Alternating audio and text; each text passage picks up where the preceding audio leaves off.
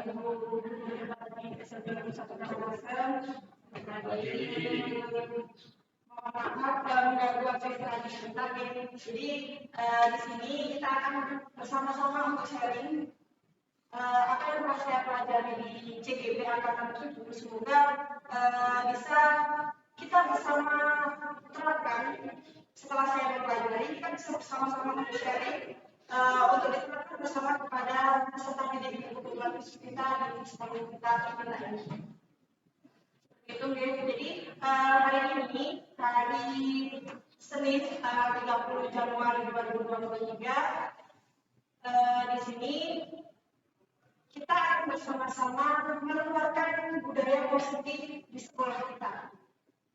Jadi sedikit materi yang saya dapatkan di CGP pada modul 1.4, semoga bisa bersama-sama kita telah ternyata ini loh yang telah kita lakukan teorinya seperti ini. Kita tahu bersama mungkin kita sebenarnya sudah pernah menerapkan, tapi kita tidak mempelajari teorinya seperti apa. Begitu. Jadi di CGP itu yang saya pelajari adalah berkaitan teorinya, dan kemudian saya terapkan kembali, saya terapkan ulang, saya perbaharui berdasarkan teori yang telah saya pelajari. Oke. Jadi di sini kita sharing, bukan berarti saya 100% betul, tetapi kita dapat belajar bersama. Itu Bapak Ibu. Ini untuk memaparkan materi untuk hari ini.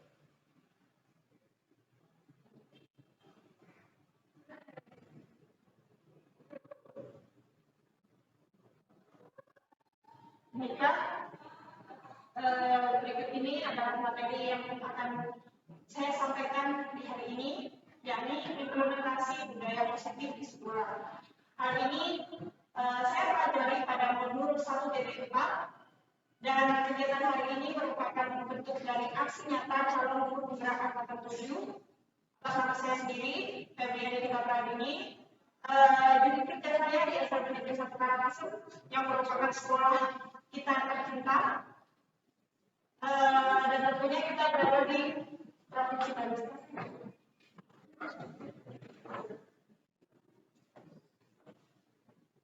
Jadi kembali lagi, ini adalah berkaitan dengan budaya positif yang kita terapkan di sekolah.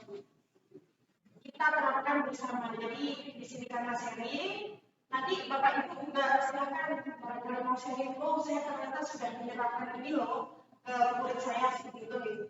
Karena saya yakin Bapak Ibu juga sebenarnya sudah menerapkan, tapi secara teorinya mungkin belum tersampaikan seperti itu. Kemudian secara teorinya kita akan bersama terlebih dahulu teori kontrol dari Dr. William Geiser. Jadi ilusi guru mengontrol murid. Pada dasarnya kita tidak dapat memaksa murid untuk membuat sesuatu jika murid tersebut memilih untuk tidak melakukannya. Walaupun namanya guru sedang mengontrol perilaku murid, hal demikian terjadi karena murid sedang mengizinkan dirinya untuk dikontrol. Saat itu bentuk kontrol guru menjadi kebutuhan dasar yang dimiliki murid tersebut. Teori kontrol menyatakan bahwa semua perilaku memiliki tujuan, bahkan terhadap perilaku yang tidak disukainya. Itu teori yang pertama. Teori yang kedua yakni ilusi bahwa semua penguatan positif efektif dan bermanfaat. Penguatan positif atau rujukan adalah bentuk-bentuk kontrol. Segala usaha untuk mempengaruhi murid agar mengulangi suatu perilaku tertentu adalah suatu usaha untuk mengontrol murid tersebut. Dalam jangka waktu tertentu, kemungkinan murid tersebut akan menyadarinya dan mencoba untuk menolak rujukan kita, atau bisa jadi murid tersebut menjadi tergantung pada pendapat sang guru untuk berusaha. Teori yang ketiga, ilusi bahwa kritik dan membuat orang merasa bersalah dapat menguatkan karakter. Menggunakan kritik dan rasa bersalah untuk mengontrol murid menuju pada identitas gagal. Mereka belajar untuk merasa buruk terhadap diri mereka sendiri. Mereka mengembangkan dialog diri yang negatif. Kadang-kala sulit bagi guru untuk mengidentifikasi bahwa mereka sedang melakukan perilaku ini, karena seringkali guru cukup menggunakan suara halus untuk menyampaikan pesan negatif atau bisikan. Kemudian ilusi yang keempat, yakni ilusi bahwa orang dewasa memiliki hak untuk memaksa. Banyak orang dewasa yang percaya bahwa mereka memiliki tanggung jawab untuk membuat murid-murid berbuat hal-hal tertentu. Apapun yang dilakukan dapat diterima selama ada sebuah kemajuan berdasarkan sebuah peraturan kinerja. Pada saat itu pula, orang dewasa akan menyadari bahwa perilaku memaksa tidak akan efektif untuk jangka panjang dan sebuah hubungan penyusuan akan terbentuk. Jadi ini menurut teori dari Dr. William Jackson. Akan tetapi kita sebagai guru sekolah luar biasa mungkin tahu ya kondisi murid-murid kita seperti apa. Jadi mungkin ada beberapa teori yang mungkin asinkron dengan teori yang disampaikan oleh Dr. William Jackson.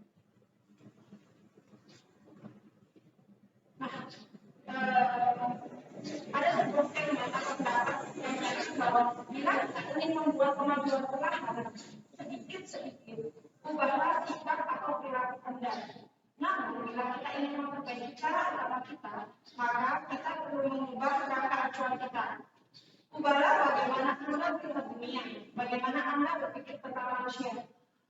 Ubahlah paradigma Anda, skema pemahaman dan penjelasan aspek-aspek tertentu tentang realitas. Jadi yang pertama kali kita ubah adalah mindset kita, cara pandang kita seperti itu. Baru kita mengubah apa yang telah kita lakukan. Jadi mindset kita dulu nih, niat kita yang ditata dulu, kemudian baru kita lakukan ada tindakan seperti itu. Mungkin secara mudahnya, secara preventif kita ubah dulu pernyataannya, baru perilakunya, baru praktekannya.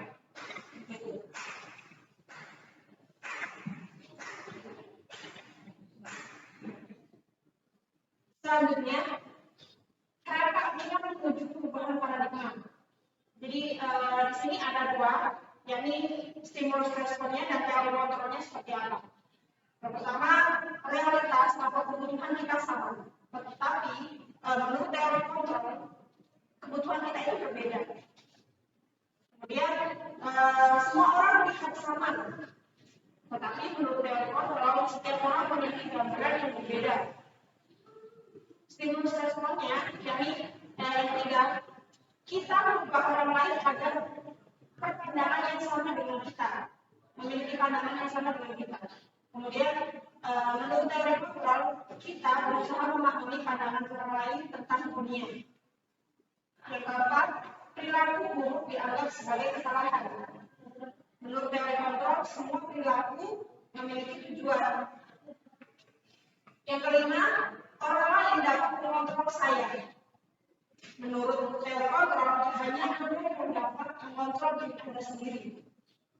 Yang keenam, saya bisa mengontrol orang lain. Menurut teori kontrol, hanya Anda yang bisa menurut teori kontrol, Anda tidak bisa mengontrol orang lain. Yang ketujuh, pemaksaan ada pada saat bujukan gagal. Jadi ketika gagal kita membujuk orang lain, kita bisa memaksa, membujuk peserta didik, kemudian kita bisa memaksa agar dia melakukan itu. Tapi menurut teori kontrol, kolaborasi dan konsensus menciptakan pilihan-pilihan baru. Kemudian yang terakhir, model berpikirnya itu menang atau kalah. Tetapi menurut teori kontrol, model berpikir itu ya menang dan menang. Posisinya adalah semuanya menang, tidak ada yang kalah. Seperti itu. Kerangka acuan menuju perubahan paradigma.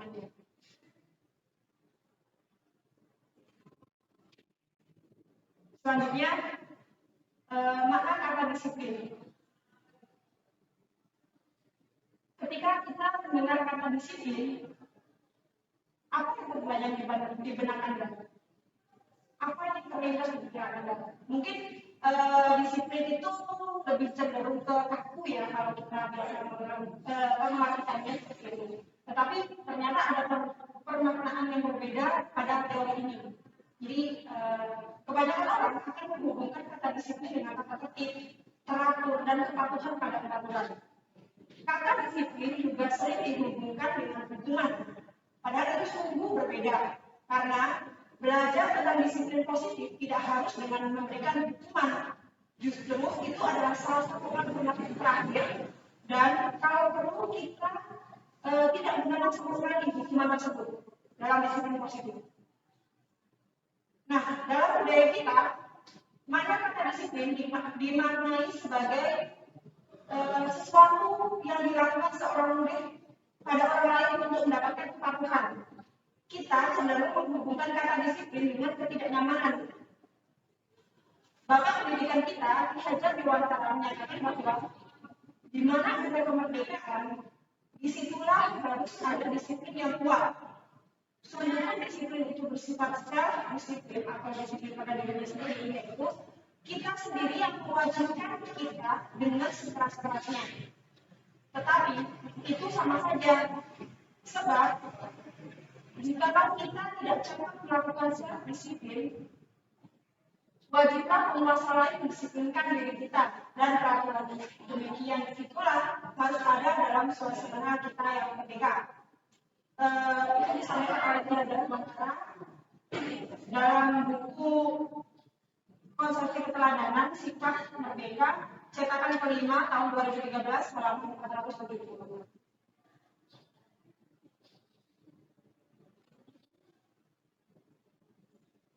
Kaitannya disiplin tersebut adalah dengan nilai-nilai kebajikan dari profil pelajar Pancasila, yaitu beriman bertakwa kepada Tuhan Yang Maha Esa dan berakhlak mulia, mandiri, bernalar kritis, berkebinekaan global, bergotong royong dan kreatif. Jadi mungkin nilai-nilai kebijakan profil Pancasila ini kalau sering kita lakukan di sekolah kita, meskipun masih tersirat seperti itu. Nilai-nilai kebajikan tersebut jika dijabarkan lebih lanjut meliputi sikap murid, yaitu toleransi, rasa hormat, integritas, mandiri, menghargai, antusias, empati, keingintahuan, kreativitas, kerjasama, percaya diri, dan komitmen. Selain itu, nilai-nilai kebajikan yang terdiri dari 9 pilar karakter itu terdiri dari cinta Tuhan dan segenap ciptaannya, kemandirian dan tanggung jawab, kejujuran atau amanah diplomatis, hormat dan santun, dermawan, suka menolong dan gotong royong, percaya diri, kreatif dan pekerja keras, kepemimpinan dan keadilan, baik dan rendah hati, toleransi, kedamaian dan kesatuan. Itu adalah beberapa nilai-nilai kebajikan menurut 9 pilar karakter. Selanjutnya, nilai-nilai kebajikan menurut petunjuk seumur hidup dan keterampilan hidup. Jadi terdiri dari peduli, penalaran, bekerja sama, keberanian, keingintahuan, usaha, kelurusan atau fleksibilitas, berorganisasi, kesabaran, keteguhan hati, kehormatan, memiliki rasa humor, berinisiatif, integritas, pemecahan masalah, sumber pengetahuan, tanggung jawab, persahabatan. Nilai-nilai kebajikan yang berdampak pada keterampilan hidup yaitu dapat dipercaya, lurus hati, pendengar yang aktif, tidak merendahkan orang lain dan memberikan yang terbaik dari hidup.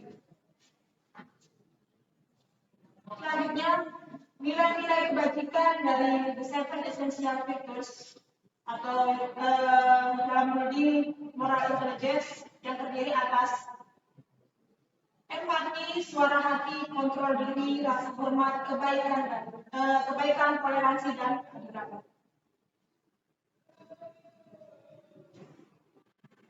Jika dijabarkan lebih lanjut, ini ada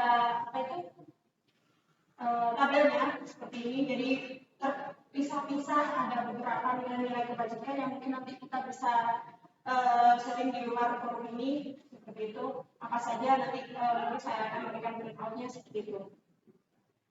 Kemudian merujuk dari nilai-nilai kebajikan tadi, itu terdapat harapan pendidikan sesuai dengan standar pendidikan nasional, yaitu dalam rangka menciptakan lingkungan yang positif, maka setiap warga sekolah dan pemangku kepentingan perlu saling mendukung, menghayati, dan menerapkan nilai-nilai kebajikan yang telah disepakati bersama. Untuk dapat menerapkan tujuan mulia tersebut, maka seorang pemimpin pembelajaran perlu berjiwa kepemimpinan sehingga dapat mengembangkan sekolah dengan baik agar terwujud suatu budaya sekolah yang positif sesuai dengan standar kompetensi pengelolaan yang telah ditetapkan. Tujuan mulia dari penerapan disiplin positif adalah agar terbentuk murid-murid yang berkarakter, berdisiplin, santun, jujur, peduli, bertanggung jawab, dan merupakan pembelajar sepanjang hayat sesuai dengan standar kompetensi lulusan yang diharapkan. Jadi mungkin kita ketahui bersama bahwa tidak bisa dipungkiri dengan adanya kecanggihan teknologi saat ini, peserta didik itu banyak yang mulai kehilangan karakternya. Istilahnya, kodrat alam yang dimiliki dari peserta didik itu mulai tergerus oleh kodrat zaman. Nah, itu adalah suatu kondisi yang seharusnya kita luruskan bersama bahwa sebenarnya setiap anak itu memiliki kodrat alam dan kodrat zaman yang harusnya berjalan seiringan, beriringan, begitu. Jadi tidak bisa seorang anak itu harus berdiri di atas kodrat zamannya saja, tetapi dia harus memperhatikan nilai-nilai kodrat alam yang unggul. Misalkan kalau di Bali ada beberapa tradisi yang harusnya itu tetap ada, tetap dilakukan, seperti misalnya ngayah. Nah, ngayah itu kan dilakukan secara bersama-sama, bukan dilakukan sendiri pada seorang atau keluarga tertentu. Ketika ngayah itu dilakukan di sekolah misalkan, dengan tujuan ada peringatan Hari Raya Saraswati, misalkan seperti itu. Nah, ngayah ini dilakukan tidak hanya oleh umat Hindu saja, tetapi semua warga sekolah, baik itu orang Bali, orang Jawa, orang Batak, orang Sunda, semuanya harus ikut semua, karena ngayah itu seluruh warga sekolah memiliki kewajiban seperti itu. Jadi seyogyanya setiap peserta didik itu memahami kodrat alam yang berlaku di lingkungan tersebut, sesuai adat istiadat yang berlaku di situ, begitu. Sekalipun Saraswati itu adalah hari rayanya umat Hindu, bukan berarti kita yang beragama Islam, yang beragama Kristen, Protestan, seperti itu mengabaikan kebutuhan tersebut, kodrat alam tersebut, seperti itu. Jadi kita semua memiliki kewajiban yang sama menjunjung tinggi nilai adat istiadat yang ada di tempat kita berpijak.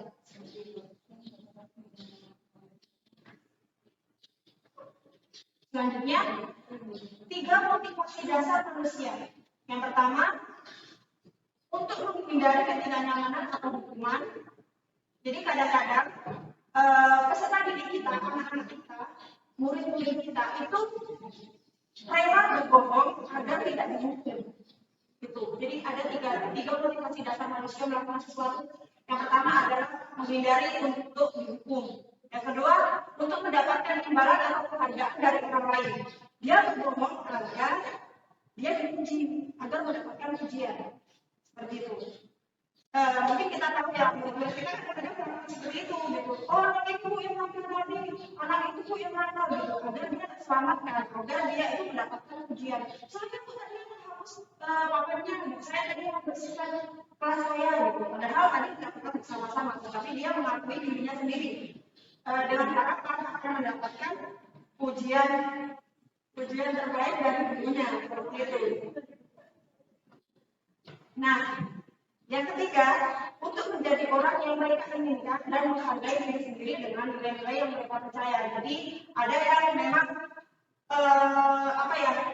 ya saya seperti ini gitu. Jadi tidak hanya hal-hal yang negatif saja, tetapi poin 1 tadi kan menghindari hukuman, yang kedua itu adalah mendapatkan pujian, yang ketiga ya memang jati diri saya itu ya seperti ini. Jadi 3 motivasi dasar manusia itu seperti itu. Kemudian Ini ada identitas gagal hukuman dan identitas sukses.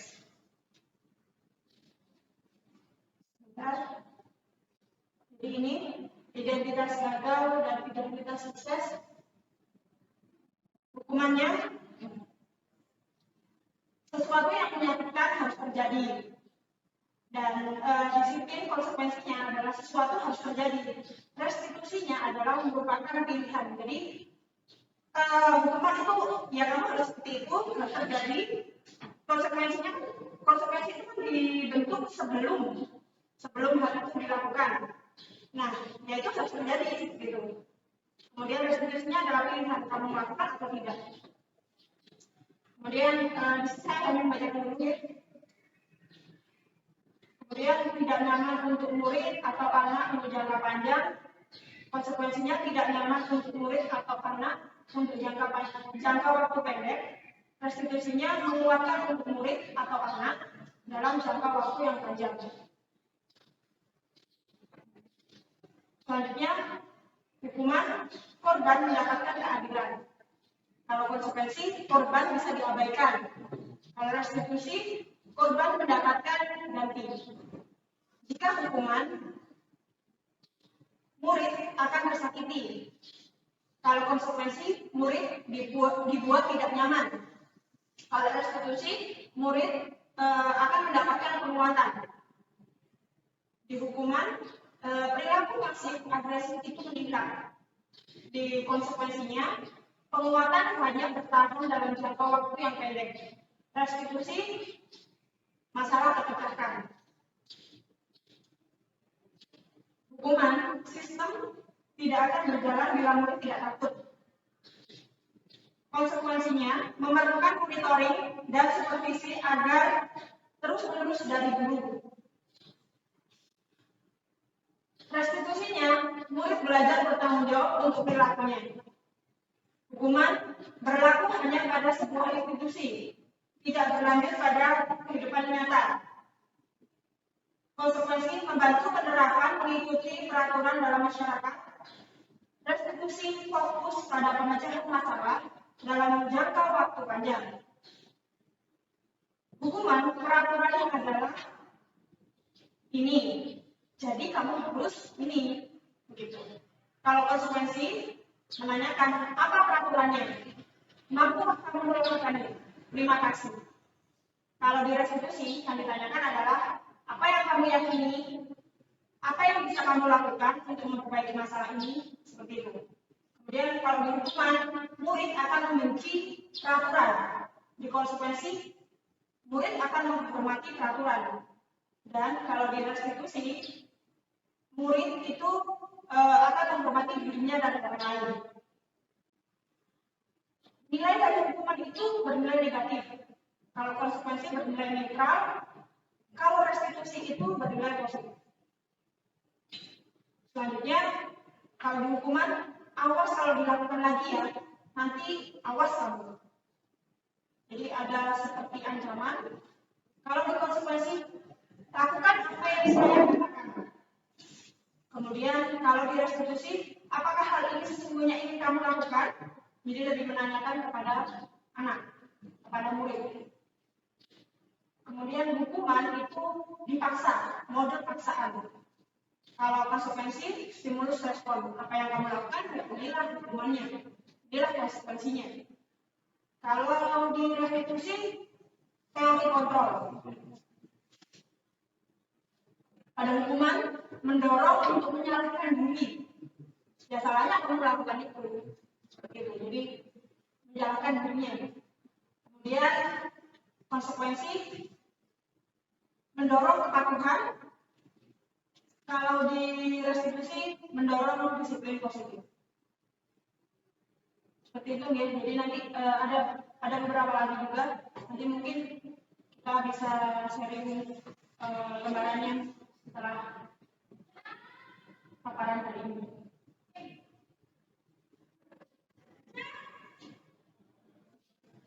Selanjutnya,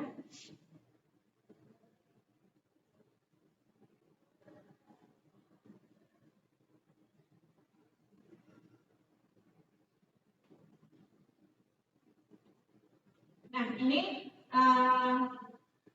jadi dihukum oleh penghargaan.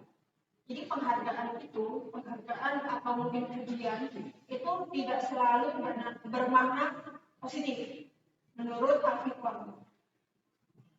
Saat kita berulang kali menjadikan hadiah kepada anak-anak agar berperilaku bertanggung jawab, atau kepada seseorang murid agar mempelajari sesuatu yang baru, atau kepada seorang karyawan agar melakukan pekerjaan yang berkualitas, kita sedang berasumsi mereka tidak dapat melakukannya, atau mereka tidak akan memilih untuk melakukannya. Jadi statement dari Al-Fiqh itu seperti itu. Jadi tidak selalu ternyata penghargaan itu sesungguhnya akan mematikan kemampuan mereka, kemampuan anak didik kita. Nah, mengapa sih penghargaan itu dianggap sebagai hukuman? Yakni pengaruh jangka pendek dan jangka panjangnya. Penghargaan efektif jika kita menginginkan seseorang melakukan sesuatu yang kita inginkan dalam jangka waktu yang pendek. Jika kita menggunakan penghargaan lagi dan lagi, maka orang tersebut akan bergantung pada penghargaan yang diberikan, serta kehilangan motivasi dari dalam. Jadi dia melakukan sesuatu itu, anak didik kita melakukan sesuatu itu karena hanya ingin mendapatkan penghargaan itu, atau mungkin ingin mendapatkan pujian dari guru tersebut, seperti itu, bukan dari keinginan dari dirinya sendiri, menurut teorinya ini. Kemudian jika kita mendapatkan penghargaan untuk melakukan sesuatu yang baik, maka dan kita senantiasa berharap mendapatkan penghargaan tersebut lagi, kita pun menjadi tidak menyadari tindakan baik yang kita lakukan. Jadi anak-anak itu tidak akan sadar bahwa yang saya lakukan ini sebenarnya baik. Gitu. Yang dia lakukan adalah motivasinya adalah saya mendapatkan pujian, saya mendapatkan pos, saya mendapatkan hadiah dari guru saya, seperti itu. Kemudian penghargaan dianggap tidak efektif. Jadi suatu penghargaan adalah suatu benda atau peristiwa yang diinginkan, yang dibuat dengan persyaratan hanya jika Anda melakukan hal ini, maka Anda akan mendapatkan penghargaan yang diinginkan. Kemudian jika saya mengharapkan suatu penghargaan dan tidak mendapatkannya, maka saya akan kecewa dan berkecil hati, serta kemungkinan lain kali saya tidak akan berusaha sekeras sebelumnya. Jadi ketika anak itu sebenarnya melakukan itu adalah untuk mendapatkan pujian, tetapi dirinya lupa, maka anak itu akan berkecil hati, oh ya udah, kalau gitu saya tidak akan melakukannya lagi, seperti itu. Jadi mengapa dianggap tidak efektif? Kemudian jika kita memberikan seseorang suatu penghargaan untuk melakukan sesuatu, maka kita harus terus-menerus memberikan penghargaan itu jika kita ingin orang tersebut meneruskan perilaku yang kita inginkan. Jadi akhirnya kita harus selalu memberikan pujian, memberikan penghargaan kepada orang tersebut. Padahal penghargaan yang terus-menerus itu kurang efektif. Selanjutnya, orang yang berusaha berhenti merokok atau orang yang berusaha diet, menguruskan badan, bila diberikan penghargaan hampir pasti tidak berhasil. Jadi yang kita lakukan itu misalnya suatu upaya itu ada niatan khususnya gitu. Jadi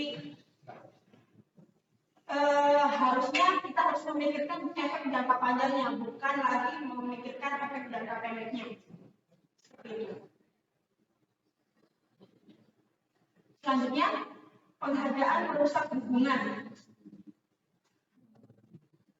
Ketika seorang diberi penghargaan atau dipuji di depan orang banyak, maka yang lain akan merasa iri, dan sebagian dari mereka akan tidak menyukai orang yang diberikan penghargaan tersebut. Mungkin dari anak didik kita gitu ya, kok anak itu terus yang dipuji, kok aku nggak pernah gitu. Mungkin anak didik kita ada yang berpikiran seperti itu. Kemudian selanjutnya, jika seorang guru sering memberikan penghargaan kepada murid-muridnya, besar kemungkinan murid-muridnya termotivasi hanya untuk menyenangkan gurunya. Mereka tidak akan bersikap jujur kepada guru tersebut. Jadi memicu adanya kebohongan terus-menerus. Mungkin kalau anak-anak C, anak-anak yang sudah berita mungkin bisa saja ya, maka seperti itu. atau mungkin B gitu.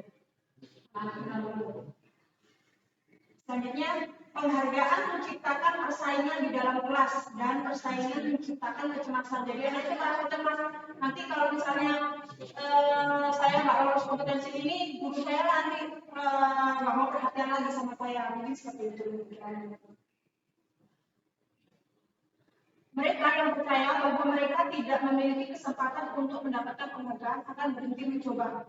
Jadi anak-anak itu akan merasa, ya sudah, saya gini juga saya salah, saya gini juga nggak dihargai sama guru saya juga tetap aja dikasih sama yang itu, ya sudah, saya nggak mau lagi melakukan.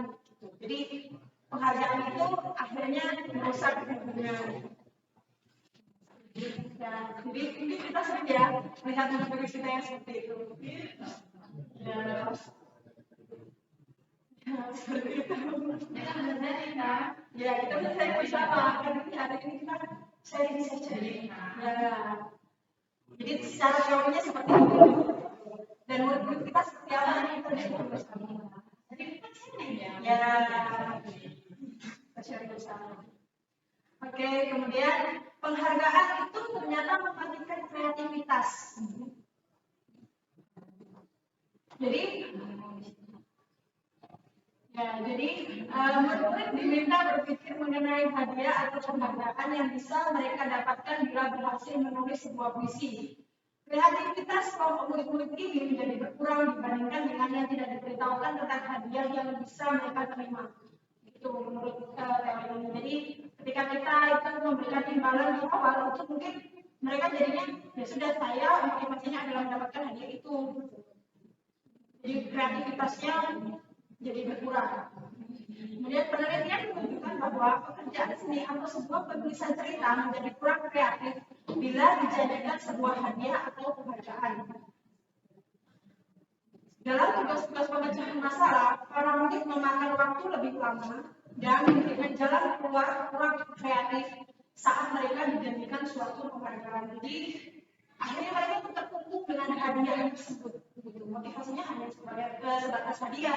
Jadi yang seharusnya dia itu bisa mengembangkan kreativitasnya itu mungkin lebih kepada taraf FM. Jadi ya cukup aja gitu, pindah aja dan alhamdulillah gitu. Pokoknya dengan cukup saja itu saya bisa mendapatkan hadiah, maka saya harus ke tahapan FM gitu.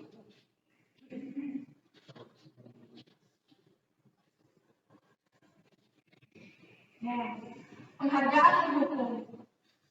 Penghargaan penghukum mereka yang tidak mendapatkan penghargaan, misalnya dalam sistem ranking, mereka yang mendapatkan unit kedua akan merasa paling dihukum karena anak itu sudah berupaya untuk berkompetisi ya dengan temannya, ternyata saya masih dapat ajaran yang kedua, ternyata saya dapat ajaran yang ketiga, padahal saya tidak mentok nih kemampuan saya, seperti itu. Jadi ternyata menurut teori ini adalah penghargaan itu begitu.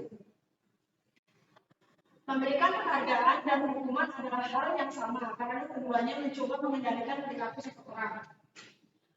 Karena orang pada dasarnya tidak suka dikendalikan dalam jangka waktu lama, penghargaan akan terlihat sebagai hukuman. Kalau orang dilakukan terus-menerus ya bosan juga gitu.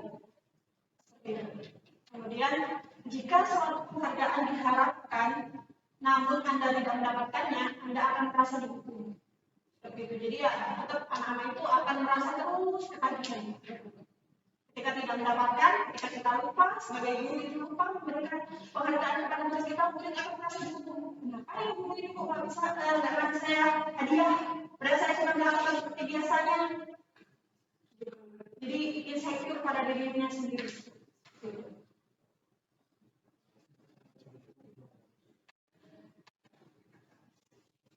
Motivasi dari dalam diri atau intrinsik. Saat seorang anak belajar untuk pertama kali menggabungkan huruf-huruf dan kata-kata, serta menyadari bahwa ia dapat membaca, timbul pijar di matanya dan sebuah senyuman di wajahnya. Anak tersebut begitu gembira bahwa ia telah mempelajari dan menguasai suatu keterampilan baru. Kesadaran akan kemampuannya bahwa dia sudah dapat membaca. Sesungguhnya sudah merupakan sebuah penghargaan. Jadi itu adalah kemampuan baru yang dia miliki, yang dia rasakan itu sebenarnya secara tersirat itu adalah sebuah penghargaan yang terbesar dari dirinya. Jadi bukan hanya pujian yang kita berikan, tetapi kemampuan dari diri yang itu sudah cukup menjadi penghargaan dan di dalam dirinya. Jika kita memberikan penghargaan kepada seorang anak, pada saat dia sedang merasa bangga dengan pencapaiannya sendiri, maka kita akan mengambil keberbedaan yang saat itu sedang dia rasakan secara alami. Jadi justru kita akan memberikan beban kalau kita memberikan pujian kepada mereka.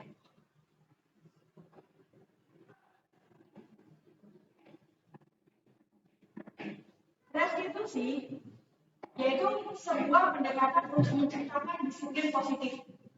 Sebagai seorang guru, ketika murid Anda melakukan kesalahan, tindakan mana yang akan Anda lakukan? Menunjukkan kesalahannya dan memintanya melihat kesalahannya dengan baik-baik kah? Mengatakan kamu seharusnya tahu bagaimana kamu harus seharusnya bertindak kah? Mengingatkan murid Anda akan kesalahan yang sama di waktu sebelumnya? Bertanya kepadanya, kenapa kamu melakukan sesuatu yang seharusnya tidak kamu lakukan? Atau mengkritik dan mendiamkannya? Jadi ini adalah sebuah pilihan. Ketika kita melihat murid kita melakukan suatu kesalahan, apa yang akan kita lakukan dari kelima pilihan ini yang biasanya kita lakukan? Jadi mungkin kita kalau menghadapi anak-anak berkebutuhan khusus kan kita biasanya akan membimbing ke murid ini salah dan ini benar, gitu. Karena kita tahu kemampuan murid kita itu mungkin kalau di taraf abstrak itu akan sangat sulit, gitu. Mereka butuh contoh-contoh konkret, mungkin bahkan tidak hanya kita tunjukkan secara verbal, tetapi kita juga memerlukan media-media teks mungkin atau mungkin visual support yang bisa membantu menyadarkan peserta didik kita apa yang dilakukan itu salah atau tidak.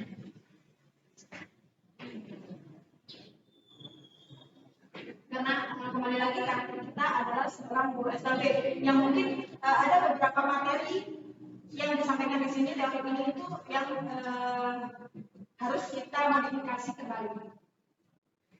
Selanjutnya, restitusi adalah sebuah cara menanamkan disiplin positif pada murid. Restitusi adalah proses menciptakan kondisi bagi murid untuk memperbaiki kesalahan mereka, sehingga mereka bisa kembali pada kelompok mereka dengan karakter yang lebih kuat menurut dosen tahun 2004. Restitusi bukan untuk menebus kesalahan, namun untuk belajar dari kesalahan.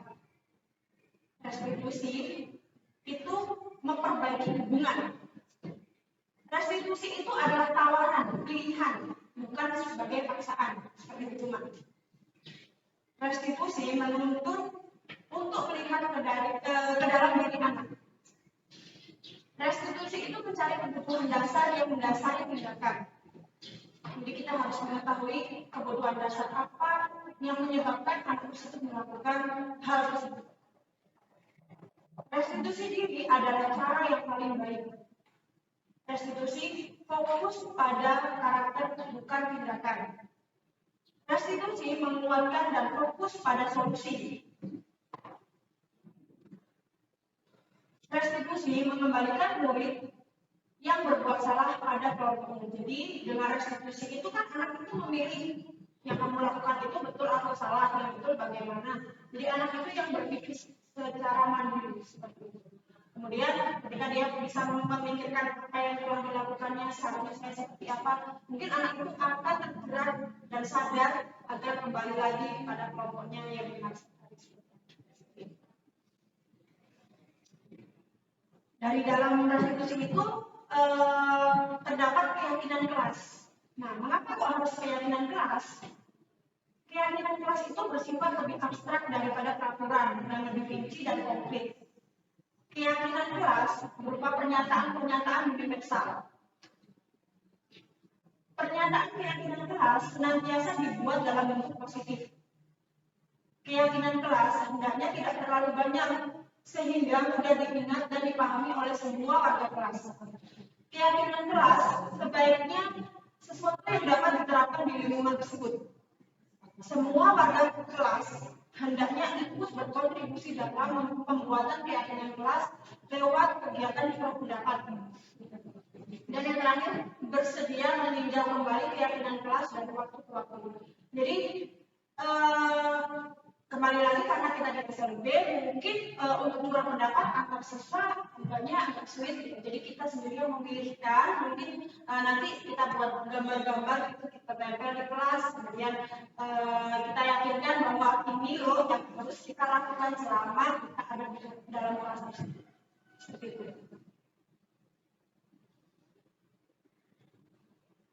Ini ada salah satu contoh keyakinan kelas 1. Jadi setiap anggota kelas perlu belajar. Setiap anggota kelas itu perlu untuk senang. Setiap anggota kelas perlu untuk melakukan tugas, mengerjakan tugas, saling menghargai dan saling menjaga keamanan. Jadi merasa aman, tidak saling mencubit, tidak saling memukul, seperti itu. Keyakinan untuk kelas 1. Kemudian keyakinan untuk kelas 5, misalkan selalu bersikap positif, senantiasa menjadi diri yang terbaik, percaya dan menghormati orang lain serta barang miliknya, berkomitmen terhadap setiap tugas, senantiasa membantu. Selanjutnya untuk yang kelas 7 mungkin bisa hormat, bisa bekerja sama dengan temannya, kemudian merasa diterima dan dimiliki oleh teman-temannya di kelas. Nah, kembali lagi ketika anak itu melakukan tindakan-tindakan tertentu, tentunya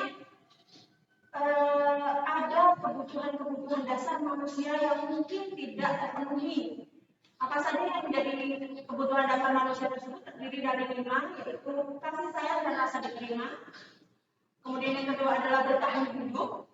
Jadi kembali lagi kasih sayang dan rasa diterima karena tidak hanya untuk anak-anak, untuk diri kita sendiri pun itu membutuhkan rasa diterima di lingkungan kita, rasa diterima oleh teman-teman kita, kemudian merasa saling menyayangi dengan lingkungan sekitar kita seperti itu. Kemudian bertahan hidup, yakni terpenuhinya kebutuhan sandang pangan papan. Jadi secara alamiah kita akan melakukan sesuatu itu untuk memenuhi kebutuhan bertahan hidup kita tersebut. Secara alamiah seperti itu. Kemudian kebebasan, jadi kita juga membutuhkan kebebasan, baik itu kebebasan berpendapat, kebebasan untuk melakukan sesuatu, kesenangan. Jadi ketika kita melakukan kesenangan, ya memang itu adalah salah satu kebutuhan dasar kita sebagai manusia. Gitu. Jadi bukan berarti kesenangan itu, berarti kita melakukan koyak-koyak, tidak seperti itu. Tapi karena setiap manusia itu membutuhkan kesenangan tertentu, kesenangan sendiri-sendiri. Mungkin bagi saya, kesenangan saya adalah bermain dengan anak-anak saya, gitu. Atau mungkin Bapak Ibu salah satunya kesenangan saya adalah dengan main ke pantai atau melihat drama Korea, seperti itu ya. Jadi itu salah satu bentuk kita memenuhi kebutuhan dasar kita sebagai manusia seperti itu. Ya, ya, dan yang adalah kebutuhan dasar manusia akan penguasaan. Jadi penguasaan ini bukan berarti kita sebagai pemimpin ya, tetapi ketika kita itu dihargai saja, itu adalah salah satu kebutuhan dasar kita terpenuhi penguasaannya itu. Jadi misalnya gini, kita melakukan sesuatu, terus misalkan kita membantu peserta didik kita itu untuk membuang sampah pada tempatnya. Kemudian orang tuanya itu merasa senang, anak saya bisa membuang sampah pada tempatnya secara mandiri.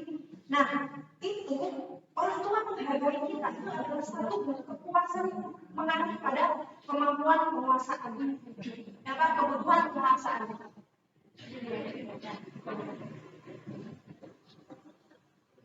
Selanjutnya,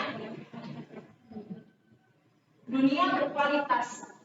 Dunia berkualitas Anda adalah tempat khusus dalam pikiran Anda. Tempat Anda menyimpan gambaran representasi dari semua yang Anda inginkan. Bisa berisi orang-orang, hal-hal, dan apa saja yang terbaik dari dalam hidup Anda dan membuat Anda merasa bahagia dan terpenuhi kebutuhan dasar Anda. Dr. William Glasser menyebutnya sebagai semacam album foto sehingga isinya tidak akan terlalu banyak. Hanya akan terdiri dari beberapa hal yang sangat signifikan dan benar-benar terbaik dari dalam hidup Anda, yang membuat Anda hidup Anda menjadi lebih bermakna. Kebutuhan dasar bersifat lebih umum dan universal, sedangkan dunia berkualitas lebih unik dan personal.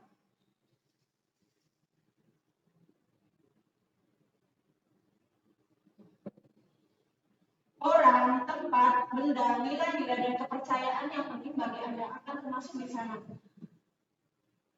Untuk masuk ke dunia berkualitas, syaratnya adalah bahwa sesuatu itu harus terasa sangat baik bagi Anda dan memenuhi setidaknya satu atau lebih kebutuhan dasar Anda.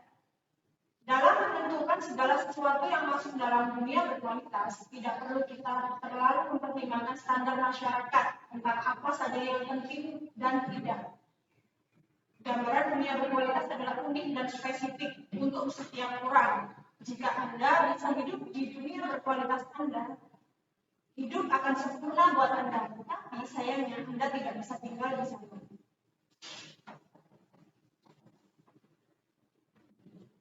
Artinya, masih dalam dunia berkualitas, murid kita juga memiliki gambaran dunia berkualitas mereka sendiri. Tentunya sebagai guru, kita ingin mereka memasukkan hal-hal yang bermakna dan nilai-nilai kebajikan yang hakiki ke dalam dunia berkualitas mereka.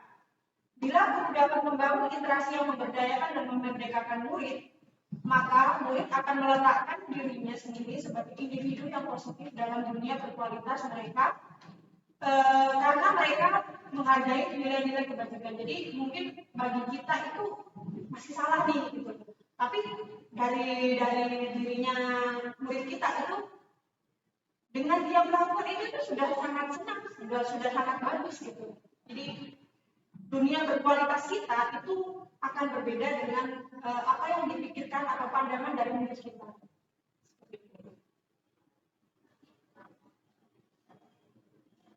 Selanjutnya 5 posisi kontrol. Jadi kembali lagi, kita sebagai guru itu ada 5 posisi kontrol yang telah kita lakukan. Kita sebagai penghukumkah, kita sebagai pembuat merasa bersalahkah, kita sebagai teman bagi muridkah, kita sebagai pemantau atau kita sebagai manajer bagi murid kita. Penjelasannya, penghukum ini cenderung nada suaranya tinggi, bahasa tubuhnya adalah matanya melotot dan jadi menunjuk-nunjuk atau menghardik. Jadi kalau penghukum itu kan seperti itu ya, kayak misalnya kamu itu ngapain aja dari kelas sampai foto seperti ini. Nah seperti itu mungkin. Jadi penghukum itu seperti itu. Jadi contohnya ini ada juga terlambat lagi, pasti terlambat lagi, selalu datang terlambat.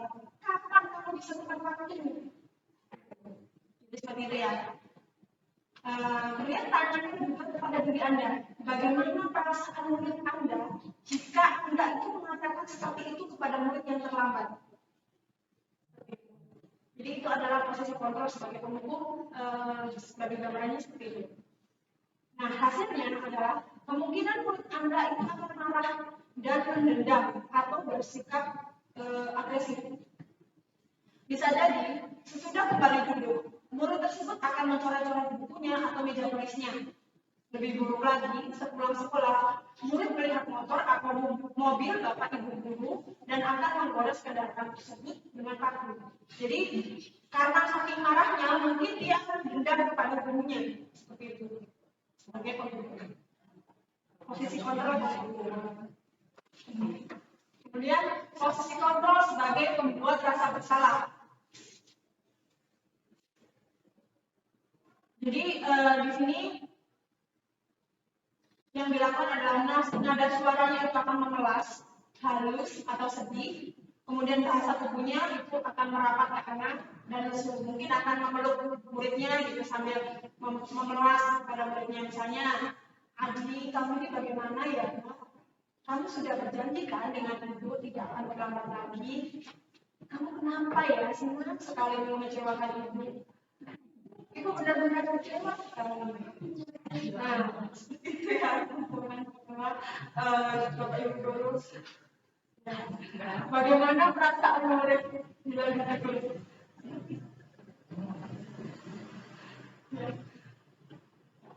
Bagaimana perasaan murid bila ditegur seperti ini? Jadi artinya murid akan merasa bersalah telah mengecewakan ibu atau bapak gurunya. Murid akan merasa menjadi orang yang gagal dan tidak sanggup membahagiakan orang lain. Kadangkala sikap seperti ini lebih berbahaya daripada menghukum, karena emosi akan tertanam rapat di dalam dirinya. Murid menahan perasaannya, jadi merasa bersalah sendiri seperti itu. Untuk murid-murid yang introvert, ini akan sangat berbahaya sekali.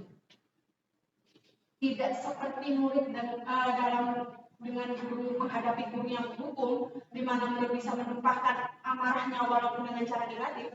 Murid tertekan seperti inilah yang tiba-tiba bisa meletus amarahnya dan bisa menyakiti diri sendiri atau orang lain. Sangat berbahaya sekali ketika kita memposisikan diri menjadi guru pembuat rasa.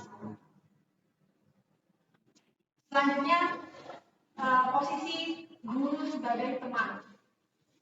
Nada suaranya cenderung ramah, kerap dan bercanda. Bahasa tubuhnya ditunjukkan merapat pada murid, mata dan senyumnya cemara. Jadi nanti contohnya mungkin seperti ini. Adi, ayolah, bagaimana sih kamu? Kemarin kan kamu sudah janji ke bapak, bukan? Kenapa terlambat lagi? Ya sudah, tidak apa-apa. Jadi terusan nanti tak perlu bantu. Kamu ini sambil senyum-senyum. Jadi bagaimana perasaan menanggapi guru yang seperti ini? Hasilnya, murid akan merasa senang dan akrab dengan guru. Ini termasuk dampak yang positif. Hanya saja, di sisi negatif, murid menjadi tergantung kepada guru tersebut. Bila ada masalah, dia akan merasa bisa mengandalkan guru tersebut untuk membantunya.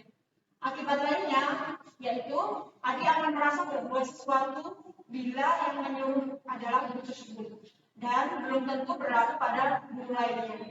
Seperti itu. Jadi akan tergantung sama kita jika kita itu memposisikan diri kita itu sebagai teman dari murid kita. Selanjutnya, posisi guru sebagai pemantau. Nada suaranya adalah datar, bahasa tubuhnya juga formal. Contohnya, Adi, kita sebagai guru, Adi, tahukah kamu jam berapa kita mulai? Adi akan menjawab, tahu Pak. Guru akan berkata lagi, kamu terlambat 15 menit. Apakah kamu sudah mengerti konsekuensi yang harus kamu lakukan jika kamu terlambat? Adi akan menjawab, paham Pak. Saya harus tinggal kelas pada jam istirahat nanti dan mengerjakan tugas ketinggalan saya. Guru akan menjawab, ya, benar. Nanti pada saat jam istirahat, kamu harus tinggal ke kelas untuk menyelesaikan tugas yang tertinggal tadi. Saya tunggu. Seperti itu. Jadi datar-datar saja antara guru dan murid. Bagaimana perasaan murid seperti itu? Hasilnya, murid memahami konsekuensi yang harus dijalankan karena telah melanggar salah satu peraturan sekolah. Guru tidak menunjukkan suatu emosi yang berlebihan, menjadi marah atau membuat rasa bersalah. Kemudian murid tetap dibuat tidak nyaman, yaitu dengan harus tinggal kelas pada waktu jam istirahat dan mengerjakan tugas. Guru tetap harus memantau pada saat mengerjakan tugas di jam istirahat karena murid tidak akan bisa tinggal sendiri di kelas. Dan yang terakhir adalah posisi kontrol guru sebagai manajer. Nada suaranya itu mulus, kemudian bahasa tubuhnya itu tidak kaku dan cenderung mendekat ke murid. Contohnya, guru, Adi, apakah kamu mengetahui jam berapa sekolah dimulai? Adi akan menjawab, tahu Pak, jam 7. Guru menjawab, ya, jadi kamu terlambat. Kira-kira bagaimana kamu akan memperbaiki masalah ini? Adi akan menjawab, saya bisa menanyakan kepada teman saya Pak, untuk mengejar tugas yang tertinggal. Guru menjawab, baik, itu bisa dilakukan. Tapi apakah besok akan ada masalah untuk kamu agar bisa hadir tepat waktu ke sekolah? Dia akan menjawab, tidak Pak, saya bisa hadir tepat waktu.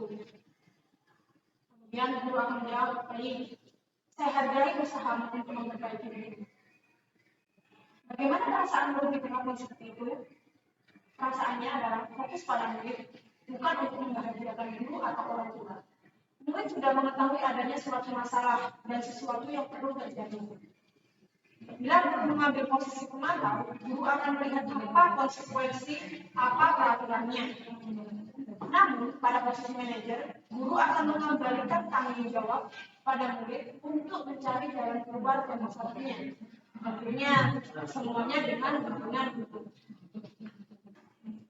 Nah, ini adalah contoh posisi kontrol yang telah dibuat oleh Kemendikbud. Sebentar, izin untuk memperlihatkan videonya.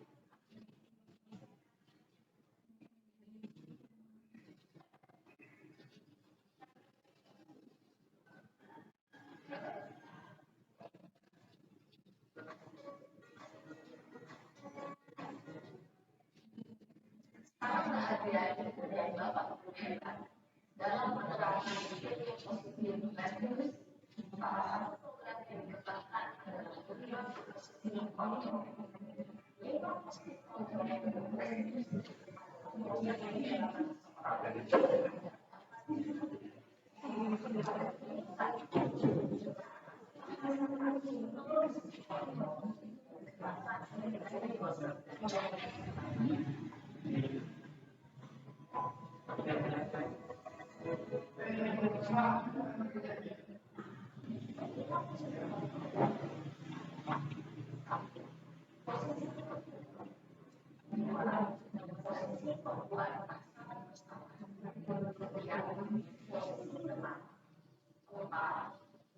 pemantau ada dan 5 posisi manajer. Untuk 5 posisi tersebut, mari kita saksikan kasus yang telah terjadi di sekolah dan melihat bagaimana posisi kontrol dalam menghadapi masalah tersebut.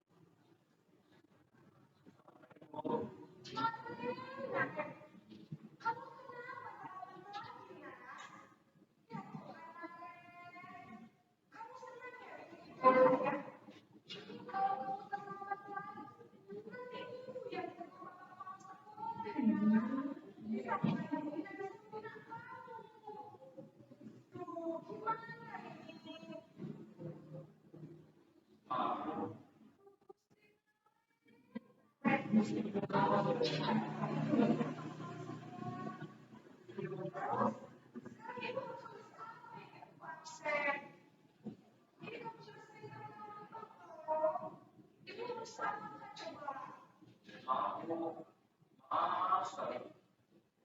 sudah, lain kali jangan bikin susah lagi anak ya. Tidak ada waktu lagi kalau mau begini terus. Bisa jadi lagi kalau saya cepat sih.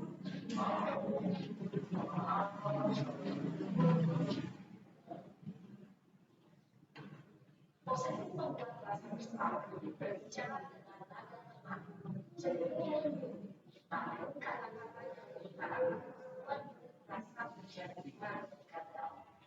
Memandang buruk dirinya sendiri, merasa tidak berharga, dan tidak sanggup membahagiakan orang lain. Ketika buruk mengambil diri merasa bersalah, buruk akan menganggap dirinya yang bersalah dan tidak akan menerima yang bersihkan dalam dirinya.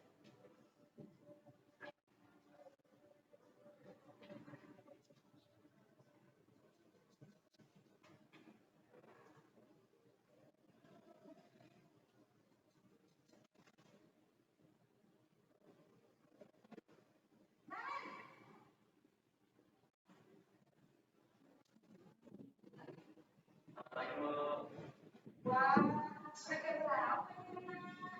Terlambat lagi saya. Iya Bu, habis saya ada yang saya Bu. Kalau banyak yang buka kamu bukannya anak yang lain kerja. Kok terlambat sih? Iya Bu, saya memang bangun tadi, jadi biar saya kerja tetap kerja Bu. Ya sudah sangat tenang. Bila tahu, bila yang lagi ya, biar gak terlambat lagi. Bikin senang ibu. Sama? Bisa Bu. Ya sudah sekarang sekolah.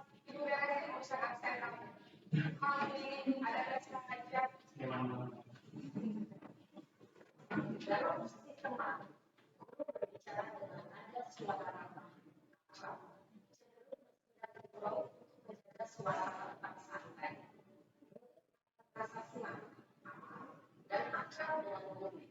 Identitas yang tercipta adalah identitas sukses atau berhasil.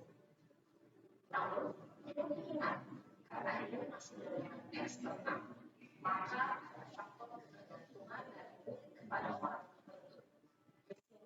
Aksennya sehingga nilai waktu murid bisa berperilaku baik, namun hanya kepada orang-orang tertentu saja.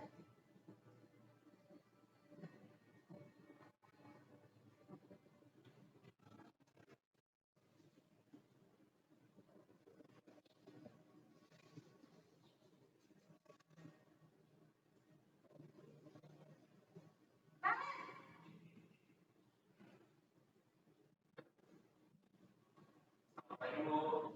Nah, apa peraturan sekolah kita tentang jam berapa kita harus masuk sekolah? Kalau sekolah jam Iya, benar. Sekarang sudah jam. Sekarang sudah tahu konsekuensinya jika terlambat hari. saya terus tinggal kelas, pas jam istirahat selama 20 menit. Iya, benar. Konsekuensinya. Jika kita istirahat, kamu harus tinggal di kelas, kerjakan tugas tambahan untuk ketinggalan. Ya? Baik Bu. Posisi pemantau mengandalkan penghitungan atau data untuk mengontrol murid. Guru mengarahkan murid berdasarkan peraturan dan konsekuensi. Seorang pemantau menunjukkan bahasa tubuh dan ekspresi wajah yang datar dan cenderung formal.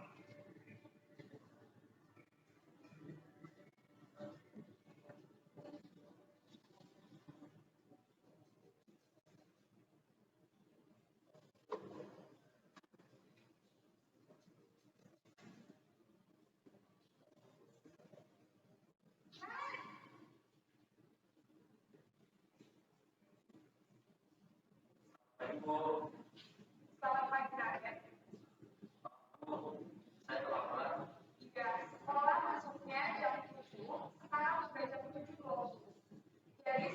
Mau saya lupa sama orang tua saya sekolah.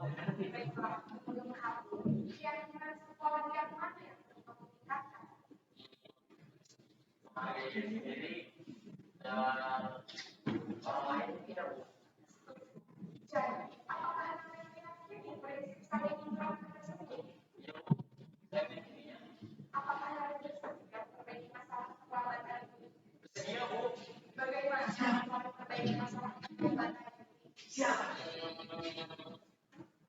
Saya akan coba untuk tidak lupa menjaga amal saya.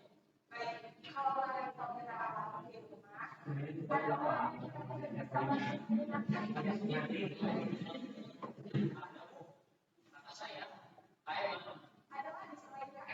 selain KM ada ibu saya.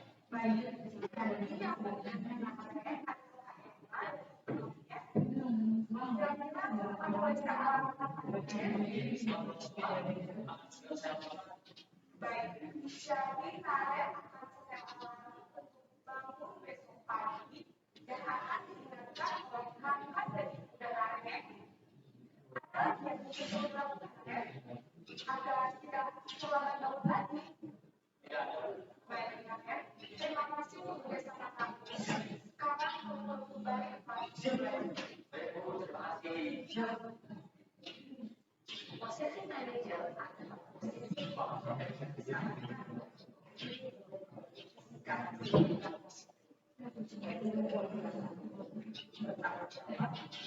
mengerjakan masalah. Tujuan dari posisi ini adalah dapat berfungsi atas tindakannya. Guru akan memberikan pandangan sehingga murid dapat belajar dari kesalahannya dan mencari solusi. Ibu tidak perlu berkata setelah mengamati adegan kelima musik konsolan. Kira-kira posisi mana yang paling ideal? Posisi mana yang dalam motivasi dan tentu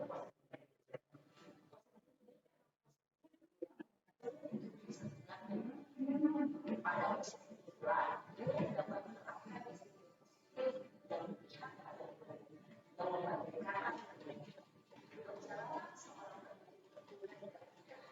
sampai pada posisi seorang. Nah, tujuan kita yaitu menciptakan yang merdeka dan bertanggung jawab. Semoga gambaran 5 posisi kontrol yang telah diperlihatkan ini dapat menjadi ajang refleksi bagi kita semua agar dapat terus mengasah dan menerapkan disiplin positif yang memerdekakan diri. Mari bersama dan bersama. Selamat menerapkan. Ya, itu tadi video tentang contoh positif kontrol yang telah dibuat oleh Kemendikbud. Jadi menurut Bapak Ibu semua, posisi kontrol apa yang telah kita terapkan? Mungkin ada Bapak Pintan, saya minta tolong. Mungkin bisa cerita sedikit. Posisi kontrol apa Pak yang mungkin yang telah diterapkan oleh Bapak saat ini kepada murid Bapak? Kalau sejauh ini ya, makanya tadi video yang barusan, itu sebetulnya saya mau bertanya. Tapi kalau ini, mungkin yang saya tetapkan di SKB ini, sebagian besar itu berbeda dengan apa yang barusan diagram video. Ya. Karena seperti kita ketahui bersama, karakteristik dari peserta didik kita itu yang berbeda-beda juga. Ada kalanya contoh untuk pengawasan tadi ya, kita sebagai sebagai manajer. Kita itu memposisikan sebagai manajer dengan mengarahkan peserta didik itu tidak bisa sebagaimana yang diterapkan di sekolah umum, tidak bisa mengatur dengan begitu saja, tetapi dengan pendekatan yang humanis seperti itu disesuaikan dengan kebutuhan lagi. Ini sebenarnya. Ya. Terima kasih ya Pak ya atas partisipasinya. Baiklah, selanjutnya saya lanjutkan kembali karena ini kan sesi sharing nanti kita akan bahas bersama kembali. Saya lanjutkan dulu ya.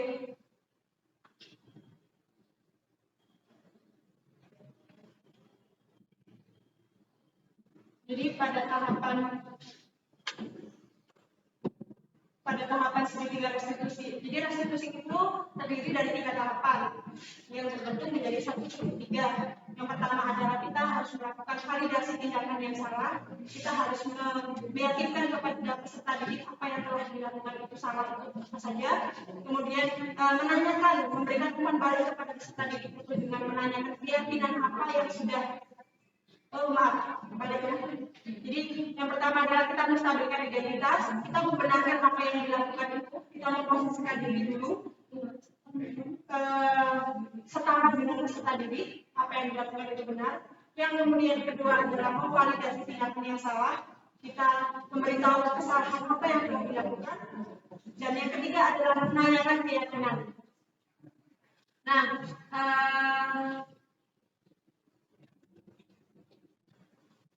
ini adalah contoh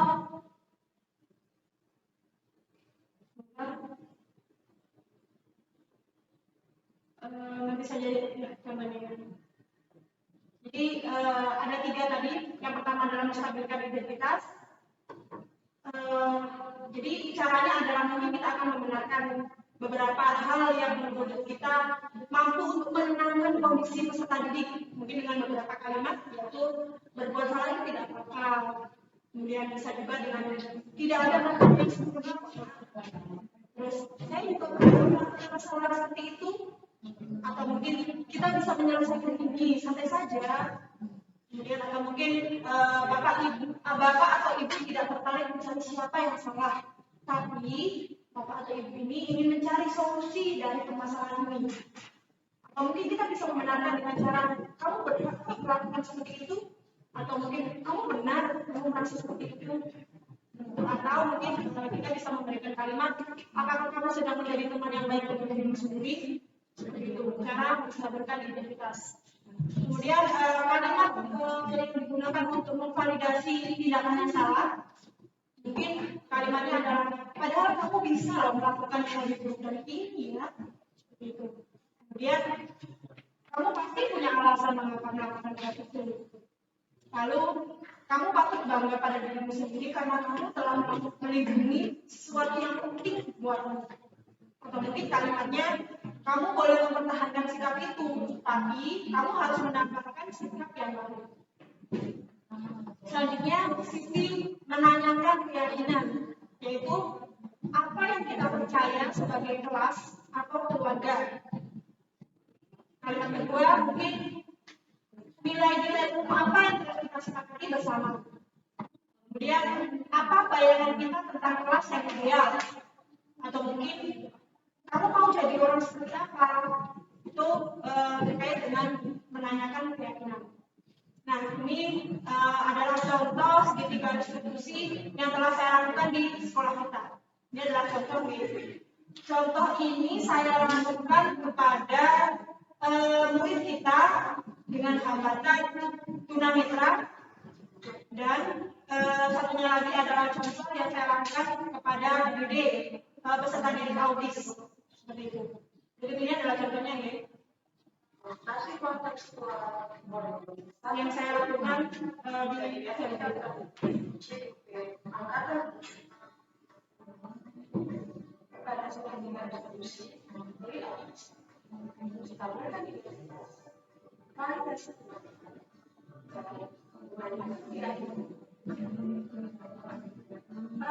pada sekolah restitusi,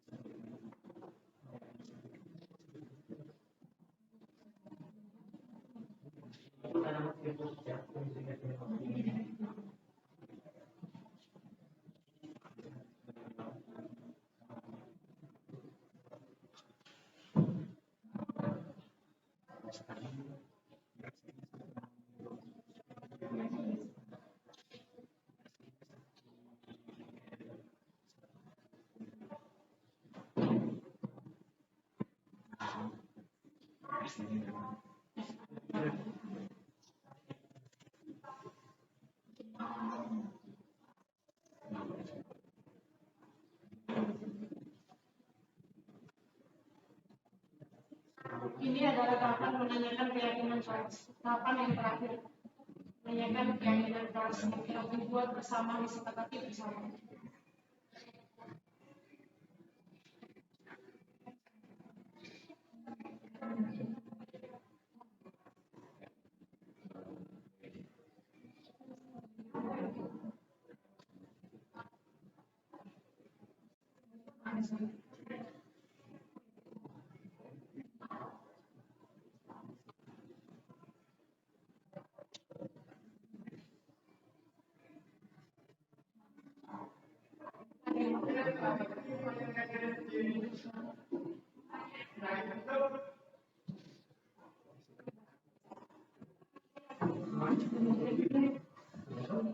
Itu adalah salah satu contoh dari penerapan segitiga restitusi pada anak berkebutuhan khusus. Di sini adalah dengan hambatan mengingatkan.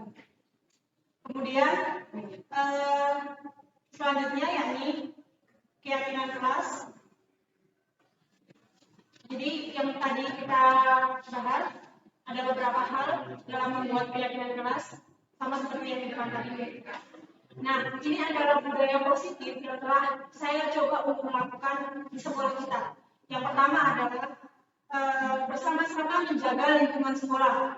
Jadi pada saat kegiatan menjaga kebersihan di sekolah itu bukan berarti anak kelas 1 autis itu hanya melihat saja, tapi dia juga terlibat berkolaborasi di dalamnya dalam menjaga lingkungan sekolah. Jadi bersama-sama berkolaborasi bersama membantu seluruh warga sekolah untuk menjaga lingkungan sekolah. Itu yang dilakukan oleh anak murid kelas 1 autis. Kemudian ini adalah contoh dari budaya positif yang kami terapkan di kelas, di sekolah kita, kelas 1 autis, yaitu mengerti dan bekerja sama dengan murid lain. Yang pertama adalah gambar yang pertama ini, peserta didik autis, murid autis kelas 1 itu bersama-sama mencuci tangan. Di sini anak-anak itu antri dalam mencuci tangan, tidak saling berebut, tetapi bekerja sama. Ada yang lebih dewasa itu, ada yang lebih jenjangnya lebih tinggi itu, dia akan membantu siswa kelas di bawahnya seperti itu. Jadi caranya bagaimana, takaran sabunnya seperti apa, itu akan dibantu oleh kakak kelasnya seperti itu. Dan dilakukan secara antri, tidak boleh saling dorong seperti itu. Kemudian budaya positif lainnya yaitu yang kami terapkan di kelas, yaitu mengantri saat akan pulang. Jadi anak-anak itu harus berbaris terlebih dahulu sebelum bertemu dengan orang tuanya di luar kelas. Itu adalah penerapan budaya positif yang telah saya lakukan bersama dengan murid-murid saya. Kemudian yang terakhir adalah budaya positif yang saya lakukan adalah bersalaman antar guru dan murid ketika awal dan akhir pembelajaran. Hal ini berkaitan dengan anak autis itu kan kesulitan dalam interaksi sosial. Oleh karena itu bersalaman ini sangat bernilai positif karena akan melatih interaksi sosial antar anak dan antar guru dan anak seperti itu. Jadi dengan bersalaman ini mungkin akan terlihat sangat sederhana kalau dibandingkan dengan murid-murid tipikal, murid-murid reguler, tetapi akan sangat bernilai positif, akan sangat bernilai nilainya ketika dilakukan oleh anak autis. Karena kadang-kadang anak autis itu di depan mata kita, dia tidak akan melakukan apapun. Jangankan untuk bersalaman, tatap mata aja juga akan kesulitan. Gitu. Jadi dengan adanya salaman ini, itu kan akan melatih anak itu untuk kontak mata, terus kemudian akan melatih, caranya berinteraksi ketika bertemu orang itu seperti ini loh. sentuhan fisik dan seperti itu. Oke. Jadi itu yang bisa saya bagikan, yang bisa saya sharing. Mungkin dari Bapak Ibu guru hebat semua, ada yang perlu didiskusikan? Mungkin 5 menit. Oh ya, silakan Bu Aninda. Saya izin untuk rekam suara di sini. Ya, silakan Bu Aninda. Ya, selamat pagi Bu Fedia. Dan menanggapi dari tadi yang sudah ditanyakan dengan Bu Fedia, jadi saya ingin bertanya tentang latihan kelas. Bagaimana Bu Fedi menerapkan latihan kelas di dalam bentuk kelas KBK? Karena terus terang ya, dari apa tadi saya itu adalah teori reinforcement dari kelas. Ya, saya bukan tidak setuju dengan teori-teori yang bisa bilang tadi tentang teori penghargaan. Tapi menurut saya dan menurut Bu Fedi pastinya sebagai guru SLB yang sudah lebih dari 2 tahun saya bisa menjelaskan SLB. Menurut Bu Fedi apakah teori penghargaan tadi itu cocok kita terapkan di dalam kelas? Sedangkan penguatan itu adalah fondasinya ketika kita mengajar kita. Jadi menurut saya teori penghargaan tadi itu sepertinya kurang cocok, bahkan lebih cenderung tidak cocok jika diterapkan di SLB. Apalagi SLB yang punya anak dengan gangguan perilaku ataupun gangguan mental seperti itu. Terima kasih. Ya, terima kasih Bu Aninda. Selanjutnya Pak Luki ya tadi ya. Mungkin ya. Dari saya ini lihat dari video terakhir tadi itu tentang apa namanya itu kontrol terbaik ya. Salah satu kontrol terbaik karena kita berada di SLB di SLB itu mengajar untuk khusus. Jadi saya mau bertanya posisi kontrol terbaik seperti apa yang kita bisa capai sebagai guru SLB untuk anak-anak peserta didik kita. Ya, terima kasih Pak Luki.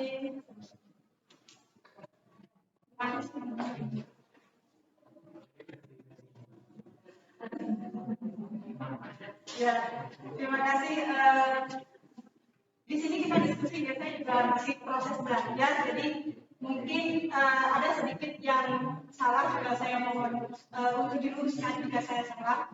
Begitu. Jadi dari proses kolaborasi, proses elaborasi, terus apa ya, beberapa kali proses mandiri yang saya lakukan itu yang saya pelajari, dan pada saat itu juga ada yang bertanya terkait dengan posisi kontrol tadi yang terbaik bagi apa ya, guru di SLB itu posisi yang terbaik mungkin yang seharusnya adalah kita sebagai guru adalah sebagai manajer. Ternyata kalau untuk guru SLB itu ada kondisi kekhususan. Jadi mungkin kita bisa memposisikan diri sebagai pemantau. Karena menyambung dengan pertanyaan dari Bu Ani tadi, jadi kalau misalnya kita menanyakan keyakinan jelas ke peserta didik berkebutuhan khusus, apalagi yang hambatan intelektual, saya rasa akan sulit sekali. Itu terlalu abstrak seperti itu.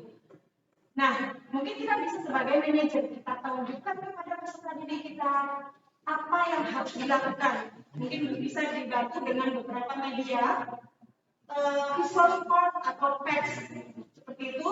Jadi kita kasih tahu kamu masuk jam 7, jadi mungkin di situ ada gambar anak masuk kelas, terus ada jam 7 seperti itu. Seperti itu ya. Jadi kemudian kita akan memberikan penguatan melalui dipantau tadi. Jadi kita tunjukkan kepada peserta didik tersebut, lihat kamu masuk jam berapa, kita samakan dengan jam di kelas kita tadi. Misalkan anak itu jam 7.20 baru masuk kelas, kemudian di jam kita ini jam di text tadi, di visual support tadi itu ditunjukkan di jam 7 tepat gitu. Jadi ada perbedaan. Nah, kamu besok harus masuk jam 7, lihat gambarnya jam 7 seperti ini, bukan ini, seperti itu. Jadi kita memerlukan media gambar seperti itu. Jadi mungkin menurut saya pertanyaan dari diskusi dari Bu Anin dan Pak Luki ini tadi hampir-hampir sama. Jadi untuk setelah itu ya kita pasti harus membutuhkan media, memang harus banyak memodifikasi dari posisi kontrol itu tadi, seperti itu. Kemudian untuk penghargaan itu seperti ini ya Bu Amin, yang saya pelajari dari proses mandiri, elaborasi dan kolaborasi yang telah kami lakukan di di guru penggerak itu. Jadi memang menghargakan teori ini itu akan saling bertabrakan, jadi tidak sesuai, tidak sinkron dengan teori behavior, yang mana ketika kita mempelajari teori ABA, DDT, discretionary training, terus kemudian dan lain sebagainya, itu token ekonomi itu termasuk juga, itu semuanya membutuhkan reinforcement, bahkan hukuman itu diperbolehkan asal dalam fisik, asal dalam psikis, hanya untuk menyadarkan bahwa yang kamu lakukan adalah salah, karena memang posisi peserta didik berkebutuhan khusus itu akan kesulitan sekali mencerna apa yang dilakukan tersebut gitu loh. Maksudnya dia akan sadar untuk saya salah, itu akan sangat sulit sekali kalau kita nggak menunjukkan bahwa kamu benar salah, ini kamu seharusnya seperti ini. Kalau kita tidak mengucapkan mantra itu, saya rasa akan sulit sekali gitu. Jadi mungkin akan ada prinsip kekhususan bahwa penghargaan itu memang mesti diperbolehkan, hukuman itu mungkin akan diperbolehkan dengan kondisi-kondisi khusus, dengan modifikasi khusus. Mungkin seperti itu. Atau mungkin nanti bisa saya sampaikan lagi ke instruktur saya, atau mungkin ke instruktur saya dan pengajar praktek saya, barangkali bisa menjadi bahan khusus diskusi, karena memang untuk di SLB sendiri ini akan sangat sulit sekali untuk menerapkan restitusi ataupun akan menerapkan posisi kontrol sebagai manajer sesuai dengan idealnya guru, seharusnya sesuai dengan teori yang disampaikan pada modul 1.40. Gitu ya. Terima kasih atas diskusinya. Ya. Kita akan sambung lagi di lain waktu mungkin ya, Bapak Ibu guru hebat. Terima kasih atas waktunya, karena ini sudah jam istirahat ya. Ya, terima kasih atas waktunya, atas atensi dan perhatiannya sepanjang 1 jam lebih ini. Semoga kita bisa sharing kembali nanti untuk materinya akan saya berikan setelah ini. Terima kasih Bapak Ibu guru hebat semuanya. Saya tutup pertemuan hari ini dengan Parma Santi. Om Santi Santi Santi Om. Wassalamualaikum warahmatullahi wabarakatuh. Selamat siang.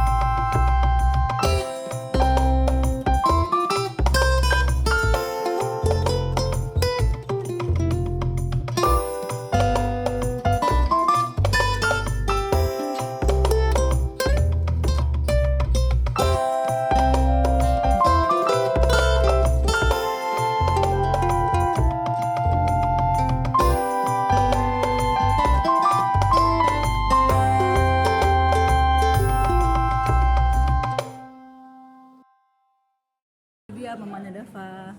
Saya Dava murid dari Bu Febri, sedang Bu Febri dari guru penggerak. kegiatan saya lebih variatif, lebih banyak, dan Neva juga ada kemajuan dari sensorik, motorik, dan dari berbicara, dari segala emosi, banyak sekali kemajuan. Kemudian Bu Febri juga banyak bantu Dava dalam memberikan pengaruh yang positif pada saya, kemajuannya dalam segala macam. Makasih Bu Febri. Assalamualaikum warahmatullahi wabarakatuh. Nama saya Aninda. Saya adalah rekan sejawat dari Ibu Febri di SLBN 1 Karangasem. Saya akan memberikan testimoni mengenai kegiatan belajar mengajar yang dilakukan oleh Ibu Febri. Menurut saya, proses KBM yang dilakukan oleh Ibu Febri sudah baik, sudah lebih baik, lebih kreatif dan inovatif. Hal tersebut terlihat pada saat proses KBM berlangsung, peserta didik tampak antusias dalam mengikuti proses pembelajaran dan mampu mengikuti KBM dari awal sampai akhir dengan baik dan tertib. Terima kasih. Assalamualaikum warahmatullahi wabarakatuh.